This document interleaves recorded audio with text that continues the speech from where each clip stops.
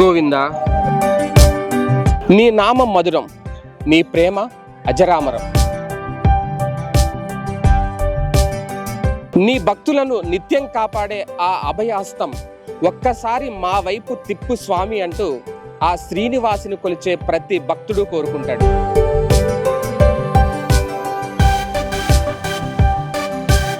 తిరుమల వెళ్ళి ఆ స్వామి వారిని దర్శించుకొని తమ జన్మ సార్థకం చేసుకుంటారు. కానీ అంత దూరం వెళ్ళలేని భక్తుల మాట ఏంటి? అందుకే సాక్షాత్తు శ్రీ వెంకటేశ్వర స్వామి వారు ఆ 7 కొండలు దిగి అమరావతికి వచ్చేశారు. భక్తులకు తన దర్శన భాగ్యం కల్పిస్తూ ఈ ప్రాంతమంతా ఆధ్యాత్మిక శోభతో విరాజింపచేస్తున్నారు. అచ్చం తిరుమలలో దర్శనమిచ్చినట్టే స్వామివారు ఇక్కడ కూడా కనిపిస్తారా? అమరావతిలో తిరుమల తిరుపతి దేవస్థానం ఆధ్వర్యంలో నిర్మించిన ఈ ఆలయం ఎక్కడుంది?